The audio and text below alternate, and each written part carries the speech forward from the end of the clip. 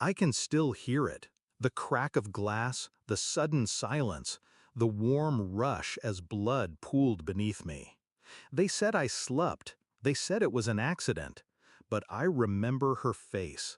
My sister's hand still on the doorknob, her eyes wide, her lips trembling between shock and something darker. And when I woke up in that hospital bed, bandages tight around my skull, I expected tears, concern, a family grieving almost loss. Instead, I opened my eyes and saw fear. Not fear for me, fear of me. And then my mother leaned close, her voice a breath against my ear. Completely still. Don't say a word. We'll handle this. That was the moment I understood. I wasn't the victim. I was the threat. It wasn't always like this. As kids, my sister and I were inseparable. She was older, louder, always the center of attention. I was the quiet shadow at her side. She called it love, but even then, love felt a lot like ownership.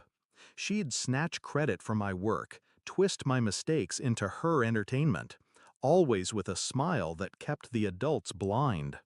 And when I protested, she'd whisper, "If you tell, no one will believe you." I believed her for years. But the accident, cracked more than glass. It split open every lie. In the weeks after, whispers moved through the house like smoke. Late-night arguments cut off when I entered the room. My father's eyes wouldn't meet mine.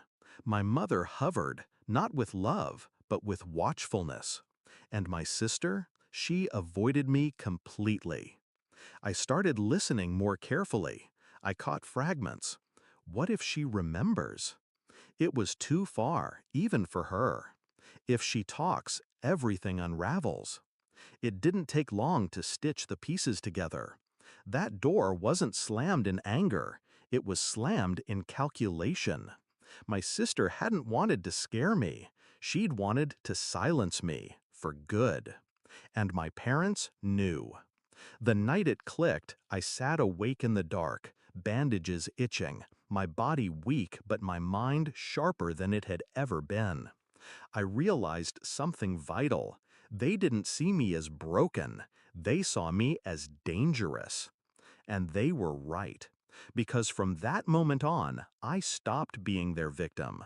I became their reckoning. Revenge requires patience. I didn't confront. I didn't accuse. I healed quietly, stayed small, played weak. I let them believe the injury dulled me. I let my sister believe I remembered nothing. Meanwhile, I collected. Whispers recorded on my phone, documents copied from drawers, my father's financial frauds, my mother's secret credit lines, my sister's trail of lies she left on her work laptop. Each piece stacked neatly in a folder, each secret a nail for their coffins. But evidence wasn't enough. Timing mattered. So I waited. It came 6 months later at a family dinner. My sister had just announced her promotion, smug and glowing.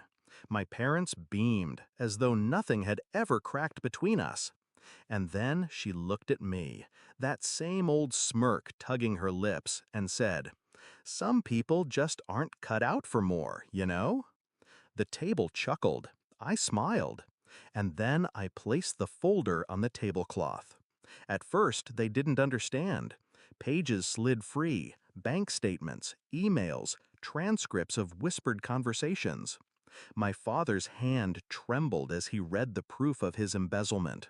My mother's face drained at the credit cards she'd hidden from him. But it was my sister who broke first. Because in the center of that folder sat the hospital report. Glass shards, angle of impact, medical notes that didn't match an accident. And a recording. Her voice sharp in the night. If she talks, it's over for all of us. The blood drained from her face. She looked at me like she had in that first moment after the door slammed, wide-eyed, lips trembling, caught between fear and guilt. Only now she knew the truth. I remembered everything. The fallout wasn't dramatic, it was surgical. My father's company folded under investigation. My mother's secret debts unraveled. My sister's job crumbled the moment the recording surfaced. One by one, their masks slipped. Their reputations bled out. And me? I never raised my voice, never begged for justice. I simply opened the folder and let the truth devour them. Sometimes I replay that night in the hospital. The moment my mother leaned close and whispered, "Completely still, don't say a word." She thought she was protecting my sister, protecting their fragile little empire of lies. But really, she was giving me my strategy. Stay still, wait, let them think they've won, and then strike so precisely they never see it coming. I don't live in fear anymore. I don't live in their shadow. I live with silence, the same silence that followed when I slid that folder across the table. And in that silence, I found my power. Because sometimes revenge isn't fire and fury. Sometimes it's a whisper, spoken at the exact moment the world is listening. And I made sure they would never stop hearing mine.